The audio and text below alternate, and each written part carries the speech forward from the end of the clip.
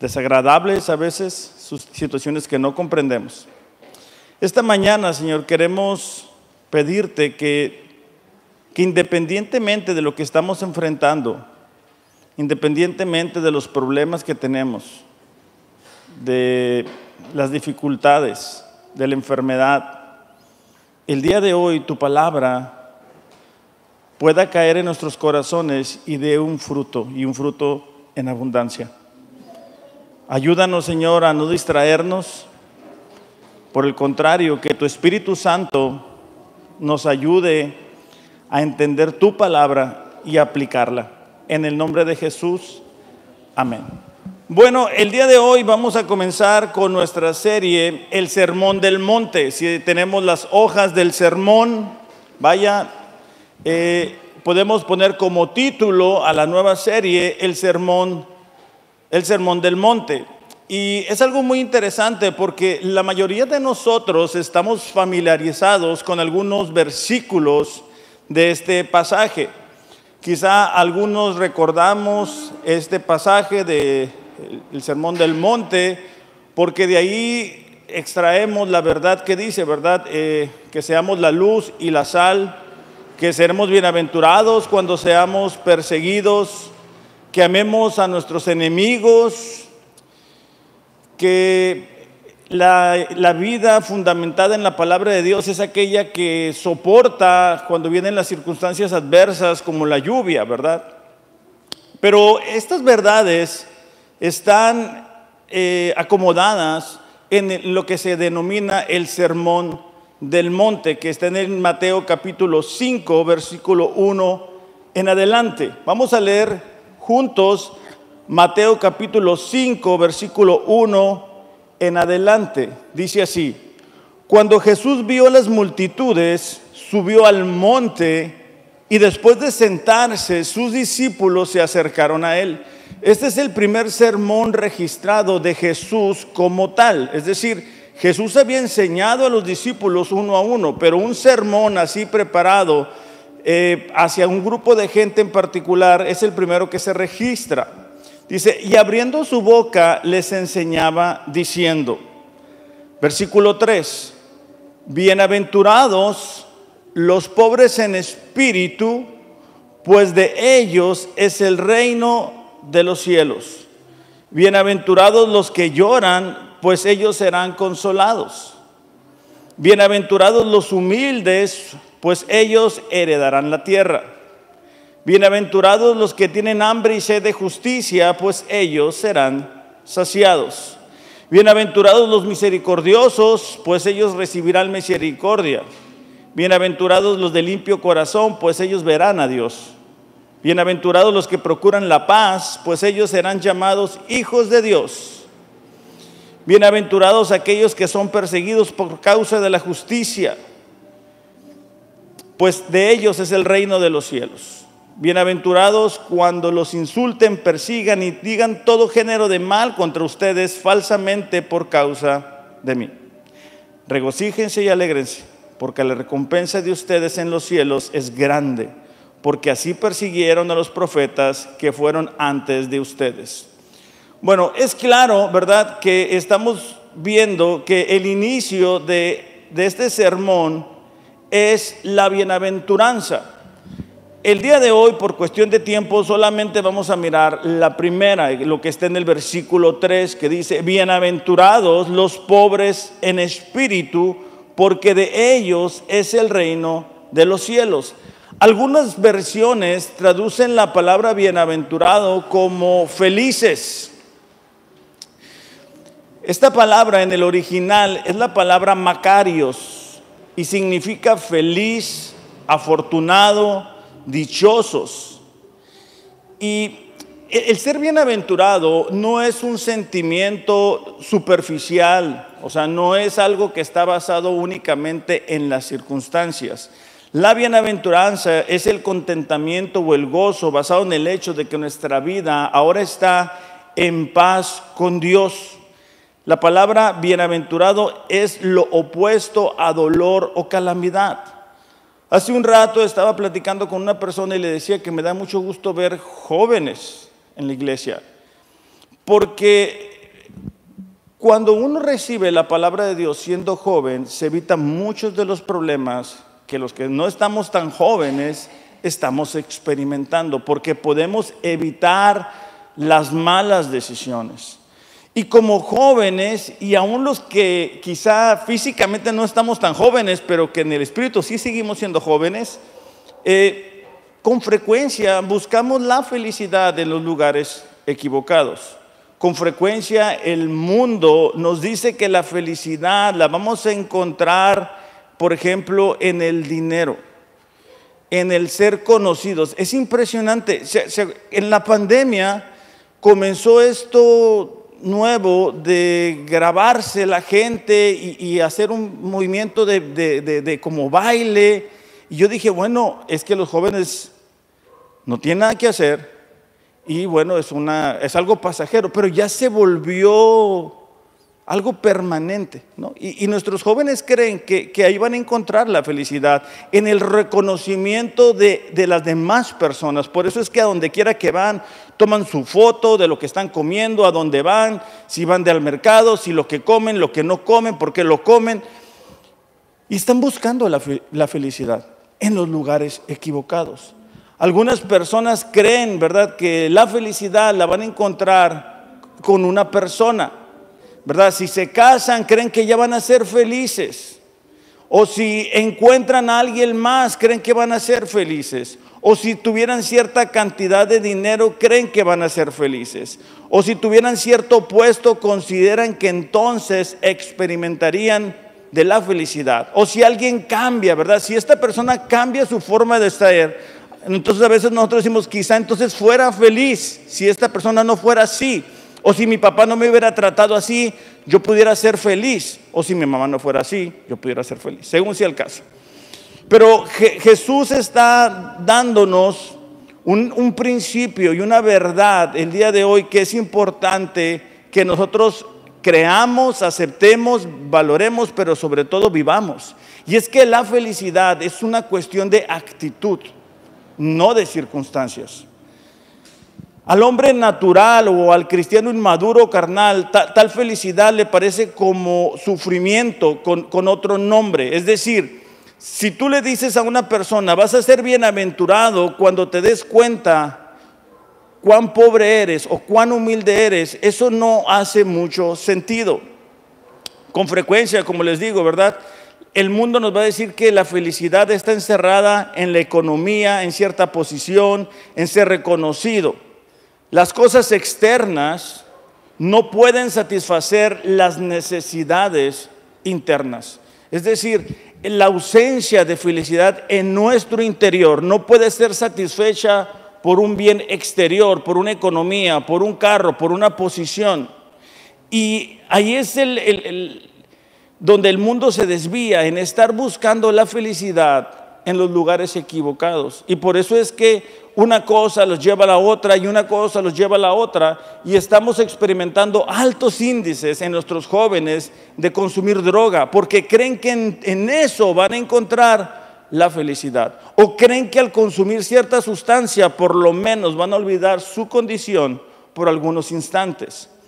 Ahora, lo que vemos con mayor frecuencia es que la gente cree que en la economía, en el dinero, en la posición, en tener más ingreso es que vamos a encontrar la felicidad. Sobre todo si algunos de nosotros tuvimos una juventud o una niñez muy limitada, ¿verdad? Y en casa todo el tiempo te decían que no.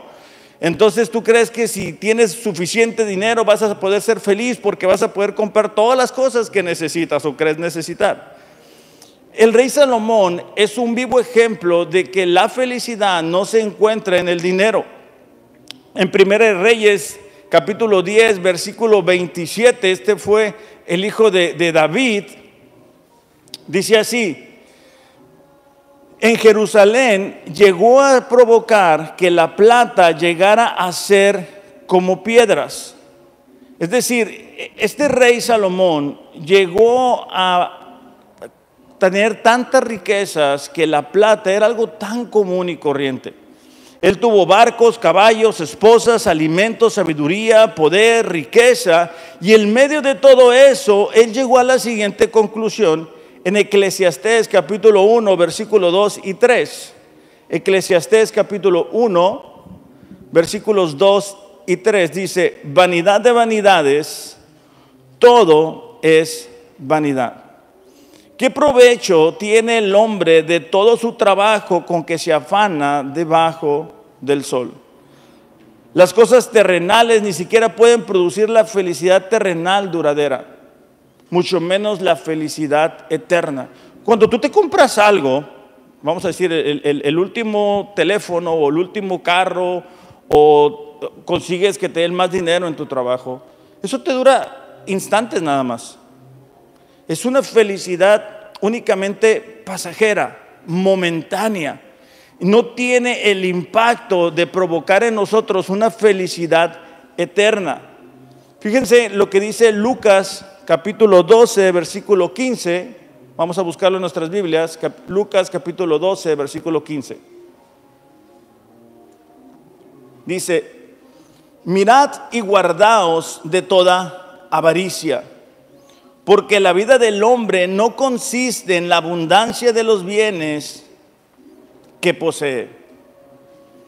Jesús estaba diciendo: cuídense de codiciar la economía, de que sea algo que no nos permita descansar, que nos robe la paz, ¿verdad? Que nos lleve a un extremo, que nos lleve a confiar más en la economía que en Dios.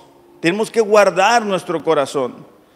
Tal vez no haya mejor defensa contra el ataque espiritual que la humildad, es decir, un sentido de necesidad constante de la gracia protectora y fortalecedora que nos motiva a vigilar el peligro y clamar por la ayuda de Dios y la amorosa ayuda de compañeros cristianos.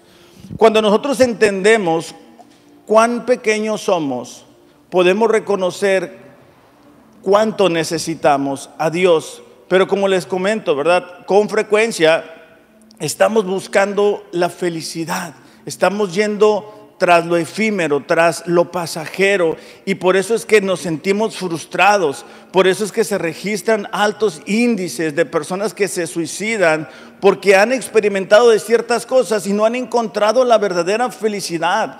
Y el inicio de este sermón del monte, Jesús quiere decir que la felicidad no la van a poder encontrar en lo externo, no lo vas a poder encontrar en una persona, en una relación, en un ingreso económico, en una posición. La verdadera felicidad la podemos encontrar cuando somos pobres en espíritu. Esta palabra pobre es la palabra encogerse, acobardarse o rebajarse. Es encogerse, acobardarse o rebajarse. El griego clásico, el griego es en el idioma en que el Nuevo Testamento fue escrito, usa la palabra para referirse a una persona reducida a la miseria total, que mendigaba agachado en una esquina. Mientras estiraba la mano para implorar las limosnas, a menudo ocultaba el rostro con la otra mano porque estaba avergonzada de ser reconocido. Es decir, cuando nosotros nos damos cuenta de la necesidad tan grande que tenemos de Dios, lo que sucede con nosotros es que nos sentimos avergonzados, nos encogemos, nos acobardamos, nos damos cuenta cuánta necesidad tenemos de Él. El que diga que somos pobres en espíritu tiene que ver con que es algo que es una realidad en nuestro interior, no es algo únicamente exterior, es algo que está sucediendo en nuestro interior. Ahora, ¿por qué? ¿Por qué deberíamos de ser pobres en espíritu? ¿Por qué deberíamos de buscar ser humildes? Vamos a buscar Romanos capítulo 3, versículo 23. Romanos capítulo 3, versículo 23, por favor.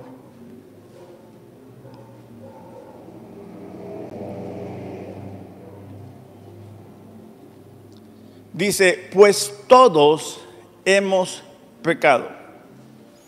Nadie puede alcanzar la meta gloriosa establecida por Dios. Hace unas semanas atrás estuvimos con el estudio de The Bridge, ¿se acuerdan? De compartir nuestra fe. Y hablábamos de que el mundo necesita conocer a Dios para poder ser salvo. pero con frecuencia la gente se compara con otra persona y dice, mira, yo no soy tan malo como este asesino, no soy tan malo como nuestro padre que nos abandonó, o no, yo no robo a nadie, no lastimo a nadie, yo no me drogo, y basado en eso creen que no son tan malos. Pero el estándar de Dios es muy diferente al que nosotros pudiéramos tener. El estándar de Dios son los mandatos de Dios que ningún ser humano puede cumplir. Por eso es que dice, todos hemos pecado. Venimos así desde que nacemos, traemos el ADN del pecado en nuestro interior. Por eso es que tú no necesitas y yo no necesito que nos enseñen a mentir. No necesitamos que nos enseñen a ser egoístas. Desde chiquitos empezamos a decir que esto es mío. Empezamos a hacer un berrinche cuando las cosas no se hacen como nosotros queremos. Y así vamos creciendo, desobedeciendo los principios de la palabra de Dios. Ahora, versículo 24 dice, sin embargo, con una bondad que no merecemos, Dios nos declara justos por medio de Cristo Jesús, quien nos liberó del castigo, de nuestros pecados. Pues Dios ofreció a Jesús como el sacrificio por el pecado. Las personas son declaradas justas a los ojos de Dios cuando creen que Jesús sacrificó su vida al derramar su sangre. Aquí lo que está diciendo es, todos los seres humanos hemos pecado. Todos estamos condenados a ir al infierno. Todos iremos a ese lugar. Gracias al amor de Dios que envió a su Hijo a vivir una vida perfecta y a pagar por nuestros pecados, es que nosotros podemos ser rescatados de ese lugar.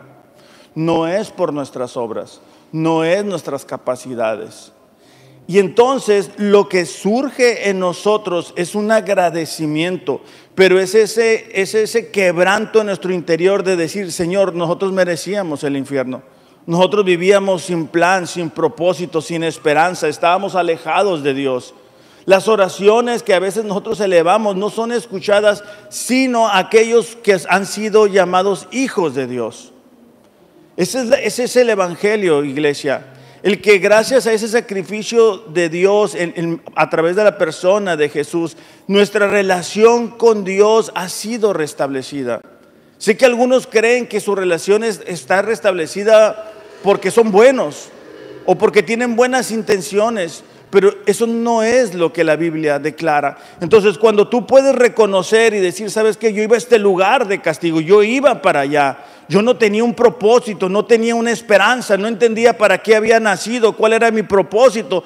Y tú puedes reconocer que Dios te hizo con un plan y un propósito. Lo que debe de surgir en nuestros corazones es una humildad, es ese quebranto de espíritu, pero no es algo exterior, es algo interior. Cuando hablamos de que vamos a ser perseguidos, ¿verdad?, por hacer las obras de Dios, cuando hablamos de ser la luz y la sal aquí en la tierra, tiene que tener una raíz, y la raíz es la humildad. Un día cada uno de nosotros nos vamos a presentar delante de Dios. En ese juicio vamos a ser declarados o justos o pecadores. Y la diferencia entre unos y otros es aquellos que hayan aceptado a Jesús en su corazón. No nuestras obras, no nuestras acciones, no lo que nosotros podamos haber hecho. No quién era tu mamá, no quién era tu papá, no lo que te hicieron. Que pudiera ser que algunos de nosotros tuvimos padres que no nos fueron un buen ejemplo, es cierto. Pero el evangelio transforma la vida de una persona. Y de esa manera encontramos la verdadera felicidad. Cuando nosotros decimos, ¿sabes qué? Sin ti, Dios, yo no soy nadie. Cuando entendemos que es Dios quien le da un propósito a nuestras vidas. Vamos a leer juntos Lucas capítulo 18. No quiero que levanten su mano ni mucho menos, pero quiero que cada uno se identifique con los siguientes personajes. ¿Ok? Uno es, bueno, vamos a leerlo juntos para ir viendo ahí. Lucas capítulo 18, versículo 9. son dos personas que van a orar. ¿Ok? Versículo 9. Dijo también Jesús esta parábola a unos que confiaban en sí mismos como justos y despreciaban a los demás.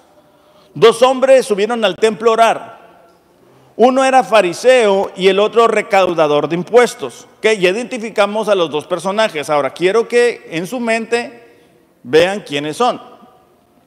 El fariseo, puesto en pie, oraba para sí de esta manera: Dios, te doy gracias porque no soy como los demás, como los demás hombres, estafadores, injustos, adúlteros, ni aun como este recaudador de impuestos. Yo ayuno 2 veces por semana, doy el diezmo de todo lo que gano. Fíjate la oración de esta persona. Él dice: mira, yo no soy tan malo como todos estos. Él se está comparando con las demás personas a quien él considera menos justas que él. Y pudiera ser que algunos de nosotros así oramos y decimos: Señor, gracias porque me hiciste tan inteligente. Gracias porque me diste esta carrera. Gracias porque tengo este dinero. Gracias porque no soy tan malo como aquel, o tan malo como mi padre, como tan malo como el vecino. Y así oramos. Versículo 13. El recaudador de impuestos, de pie y a cierta distancia, no quería ni siquiera alzar los ojos al cielo, sino que se golpeaba el pecho diciendo: Dios, ten piedad de mí, que soy pecador. Es todo lo que él dijo. Él no se comparó con las demás personas. Él no dijo: mira, qué bien me hiciste, soy tu obra maestra, qué bien, qué guapo, qué guapo. No. Él dijo: Señor, ten piedad de mí. Y ni siquiera se acercaba. ¿Cómo es tu relación con Dios? ¿Tú llegas y le presumes todas tus cualidades? ¿O tú llegas a ese lugar de oración y le dices: Señor, cuánto te necesito? Porque la gracia que fue la que nos salvó es la gracia misma que nos sostiene todos los días. Es la misma gracia que nos permite todos los días voltear nuestros ojos al cielo y decir: Señor, cuánto te necesito. Todos los días enfrentamos circunstancias difíciles, distracciones, tentaciones, cosas que nos desaniman, que nos hacen dudar. Y en medio de todo eso, ¿qué es? ¿Qué es lo que nos ayuda? Es la gracia de Dios. Cuando enfrentamos problemas que nos superan en fuerza y en capacidad, es la gracia la que nos permite seguir adelante. Es el amor de Dios incondicional, su misericordia, la que nos sostiene todos los días. Como dice Lamentaciones, sus misericordias son nuevas todos los días. Por eso no hemos sido consumidos. Es su amor eterno el que envió a su Hijo Jesús a morir por nuestros pecados, no por nuestras buenas acciones. Pero cuando nosotros comprendemos eso, es que nos enamoramos de Jesús. Y por eso les decía, ¿verdad? Jesús está poniendo esta bienaventuranza no de forma aleatoria, sino porque es la raíz de las otras virtudes. Nosotros vamos a ser la luz y la sal en una sociedad, en nuestra familia que no conoce a Dios, cuando seamos humildes. Cuando entendamos cuál es el lugar que nos corresponde. Versículo 14, aquí para solamente terminar, dice: les digo que éste descendió a su casa justificado, pero no aquel, porque todo el que se engrandece será humillado, pero el que se humilla será engrandecido. Entonces, para nosotros la importancia de saber cuál actitud tenemos. Ahora, pudiéramos tener una actitud falsamente humilde. Es decir, pudiéramos exteriormente decir: sí, es cierto, Dios, yo no soy nadie, ¿verdad? Pobrecito de mí, no me merezco nada. Y pensar que ya, eso es religión. Lo exterior, cuando tú tratas de hacer las cosas para agradar a la gente y que la gente vea y que vea: pobrecito, pobrecita, eso es religión. Dios quiere nuestro corazón. El verdadero quebrantamiento de espíritu, la verdadera humildad surge en nuestro interior, cuando entendemos la condición en la que nos encontramos. Fíjate cómo lo dice Isaías 66:2. Y también vamos a ver cuál es nuestra respuesta, ¿verdad?, ante esa interrogante. Isaías capítulo 66, versículo 2, por favor.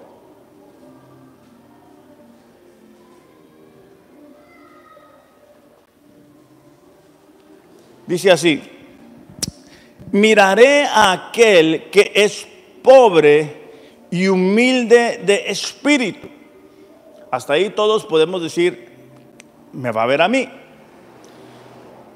Fíjate la siguiente parte: que tiembla ante mi palabra. Esa palabra temblar no es que ay, qué miedo, ¿verdad? Me dio y voy a temblar. No, es un respeto por la palabra de Dios. Es un deseo de honrar la palabra de Dios. Pero cada vez que tú y yo decidimos no abrir la palabra de Dios, tú no estás siendo humilde. Cada vez que tú dices, no, mira, no voy a leer la Biblia hoy, no voy a leer la Biblia mañana, no voy a leer la Biblia en una semana, no voy a leer la Biblia en un mes, no voy a leer la Biblia en 2 meses, te estás llenando de orgullo, porque tú crees que tú sabes cómo vivir la vida. Entonces, aquí lo que nos está diciendo es que Él va a mirar, y no es una vista, o no es un mirar pasivo, sino que Dios favorece a aquellos que respetan su palabra, aquellos que honran su palabra, aquellos que tienen esa devoción de decir, Señor, yo no sé qué hacer, yo no sé cómo vivir, no sé cuáles son o cuáles deberían de ser las prioridades en mi vida. No sé cómo manejar mi matrimonio. Ahora que estamos celebrando el Día del Padre, ¿verdad? El hombre debería de ser el más humilde en casa y decir, ¿sabes qué? Yo no sé cómo manejar mi matrimonio. Voy a buscar en la palabra de Dios principios que me permitan a mí, primero, tener un temor hacia Dios. Después hacia mi esposa, mis hijos, mis hermanos en la fe. Cuando uno es joven, uno piensa que lo sabe todo. Uno piensa que no necesita a Dios o que Dios nos va a esperar más adelante, ¿verdad? Uno dice, bueno, sí voy a hacer caso a Dios, pero más adelante, ahorita estoy muy joven. Y entonces empezamos a construir una vida que las pruebas y las tribulaciones terminan por llevarse. Cuando miramos la palabra de Dios, nos damos cuenta cuán equivocados estamos de lo que es la verdad, porque nosotros estamos aceptando todos los días ideas que vienen del mundo, formas que vienen del mundo, nuevas ideas en cuanto a la familia, en cuanto a lo que es un hombre, en cuanto a lo que es una mujer, en cuanto a hacia dónde vamos, en cuanto a hacia dónde venimos, y todo eso nos va a llegar a confundir. Entonces, si logramos entender cuán necesitados estamos de Dios, vamos a estar en el lugar correcto. Fíjate cómo lo dijo el salmista en Salmos 34:6, por favor. Salmos 34:6.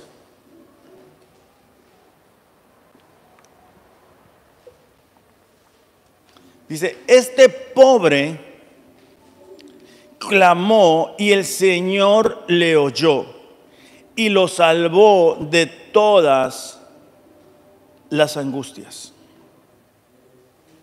Este pobre, dice, yo que no merecía, dice. Estás hablando que lo escribió el salmista. Entonces, ¿cuál es nuestra actitud en nuestro diario vivir hacia Dios?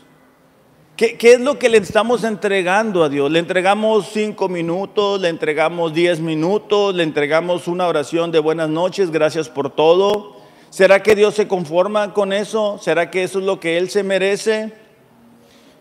El apóstol Pablo, en su primera carta a Timoteo, capítulo 1, versículo 15, lo dijo así: palabra fiel y digna de ser aceptada por todos. Cristo Jesús vino al mundo para salvar a los pecadores, entre los cuales yo soy el primero. Después en 1 Corintios 15:10 dice, ¿verdad? Por la gracia de Dios soy lo que soy y su gracia no ha sido en vano. Lo que Pablo estaba diciendo es, mi vida cristiana es una vida llena de la gracia de Dios. Reconozco cuánto necesito a Dios. La pregunta para nosotros es, ¿cuánto realmente nos damos cuenta que necesitamos a Dios? ¿Qué lugar tiene la palabra de Dios en nuestras vidas? Porque esa es una muestra clara de cuán realmente humildes somos. Porque podemos tener una falsa humildad, como les decía hace unos instantes, de decir, mira, sí, yo pobrecito, ¿verdad? ¿Quién soy yo? Sí, pues sí, no merezco nada, ya, soy bien humilde. Eso no es la verdadera humildad, porque la verdadera humildad tiene la raíz en el corazón. Y esa raíz es Cristo viviendo en nuestras vidas. Es reconociendo que a pesar de nuestras fallas, Cristo murió por nosotros. Imagínate salir al campo, ¿verdad? Y tú ves un árbol de naranjas. Ese árbol de naranjas, por grande que esté y por verde que esté, un día tuvo una semilla, tuvo una raíz y por eso es que da fruto. El creer que nosotros vamos a poder ser humildes por nuestras propias fuerzas o por nuestras propias capacidades es una muestra más de nuestro orgullo. Cuando nosotros decimos, mira, yo no tengo tiempo para Dios, es una muestra más de orgullo. Ahora, ¿por qué Cristo comenzó con esta bienaventuranza? O sea, ¿por qué la pobreza de espíritu es lo primero dentro de las bienaventuranzas? Bueno, es la base de todos los demás dones y es un elemento fundamental para llegar a ser cristianos. Nosotros no podemos ser cristianos si no somos humildes. Vamos a leer juntos Mateo 18:3, por favor. Mateo 18:3. Vamos a buscarlo en nuestras Biblias. Mateo 18:3 dice así, y dijo, está Jesús hablando, en verdad les digo que si no se convierten y se hacen como niños, no entrarán en el reino de los cielos. Cuando habla de los niños, no habla de los berrinches que hacen los niños, ¿verdad? No habla de las cosas que a veces hacen nuestros niños. No, está hablando de qué, de la dependencia de un niño. Un niño no necesita de sus padres, necesita todos los días reconocer su dependencia, ni siquiera se puede alimentar solo. Entonces Jesús está diciendo, ustedes deben de hacerse como los niños, hacerse humildes, no creerse autosuficientes, no creer que ustedes van a poder con todo. Así pues, dice, cualquiera que se humille como este niño, ese es el mayor en el reino de los cielos. Pobreza de espíritu es esencialmente el destronar el orgullo de nuestras vidas. No podemos comenzar la vida cristiana sin humildad y no podemos vivir la vida cristiana con orgullo, porque van a estar chocando. Y si tú quieres saber qué tan orgulloso eres, esta semana, este día, a partir de hoy, comienza a escucharte y comienza a contabilizar cuántas veces hablas de tus logros, del yo, ¿verdad? Yo trabajo, yo proveo, yo soy el jefe, yo soy el que me encargo. Si no fuera por mí, que fuera de ustedes, ¿verdad? Y las mujeres también tienen sus yo, pero hoy no les voy a decir nada. Pero cada mujer también tiene sus yo y los jóvenes también, ¿verdad? Yo voy a hacer las cosas diferentes, yo sí sé cómo hacerle, yo sí soy más inteligente, yo no voy a ser como mi padre, yo no te voy a hacer sufrir. Y termina uno cometiendo los mismos errores o peores. Entonces, Proverbios 16:5 dice, abominación es a Jehová todo altivo de corazón, todo aquel que se eleva, todo aquel que cree, ¿verdad? Que lo sabe todo, que piensa que lo puede todo. Es el orgullo lo que hizo caer a Satanás después de ser un ángel que adoraba a Dios. Y es lo mismo que sucede en nuestros tiempos. De hecho, la semana pasada hablábamos un poquito de la iglesia de la Odisea, porque la iglesia de la Odisea era una iglesia orgullosa y decía en Apocalipsis 3:17, yo soy rico y me he enriquecido y de ninguna cosa tengo necesidad. Jesús contestando eso dice: ¿no sabes que eres un desventurado, miserable, pobre, ciego y desnudo? Entonces, para poder vivir en humildad necesitamos quitar la mirada de nosotros y ponerla en Dios. Necesitamos aprender a quitar la mirada de nosotros y ponerla en Dios. Es decir, dejar de ver nuestros logros y comenzar a buscarlo a Él. Entonces ese sería nuestro primer paso. Lo segundo es que debemos de matar de hambre a la carne, eliminando lo que lo alimenta. El ser humano, como les decía hace un instante, de nacimiento viene con ese orgullo en su corazón, con ese deseo de ser exaltado, de ser reconocido, de que todo el mundo se dé cuenta lo que estamos haciendo. Lo que debemos hacer es matar ese deseo, no alimentarlo, no permitir que eso nos llene, nos satisfaga, no estar buscando las cosas terrenales, las cosas que son pasajeras. Ahora, no estoy queriendo decir, ¿verdad?, que si te van a dar un aumento en tu trabajo, tú digas, no, ¿verdad?, porque eso me va a hacer orgulloso. A lo que me refiero es que no pongamos nuestra esperanza en ello.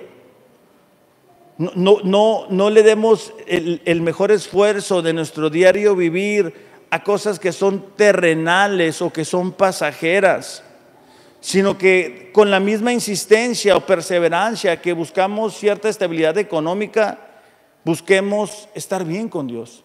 ¿Cómo fuera nuestra vida espiritual o cómo fuera tu vida espiritual, para hacerlo un poquito más personal?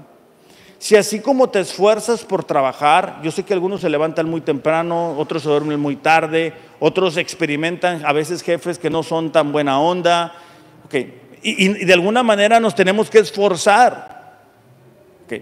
Si ese mismo esfuerzo lo utilizáramos en la vida espiritual, ¿cómo estaría nuestra vida espiritual?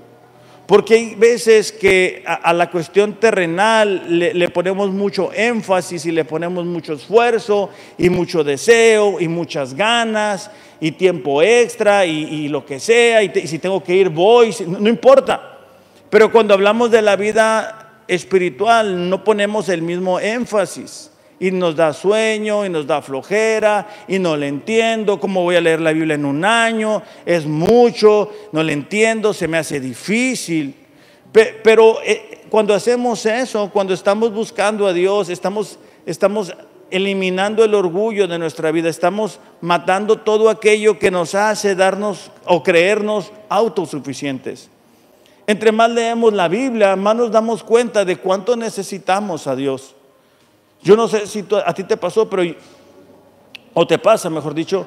Este año voy a cumplir 10 años de casado. ¿Sí, verdad? Sí, ok.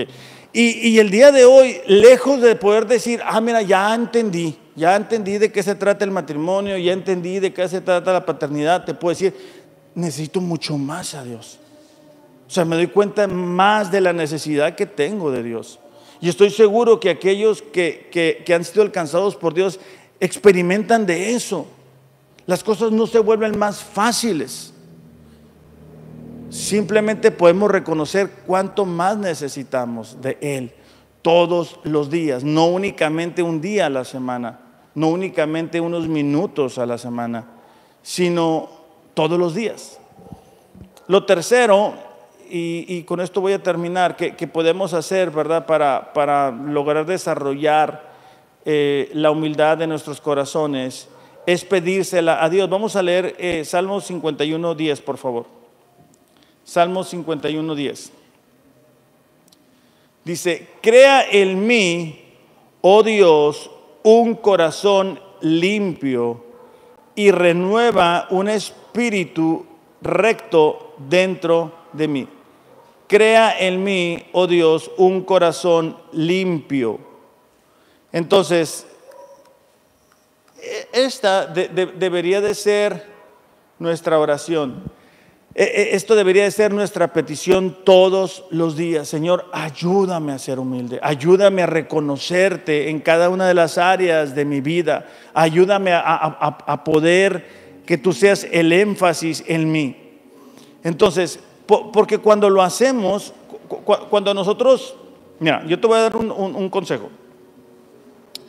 Cuando nosotros despertamos y tomamos unos instantes de rodillas y le pedimos a Dios, Señor, ayúdame este día.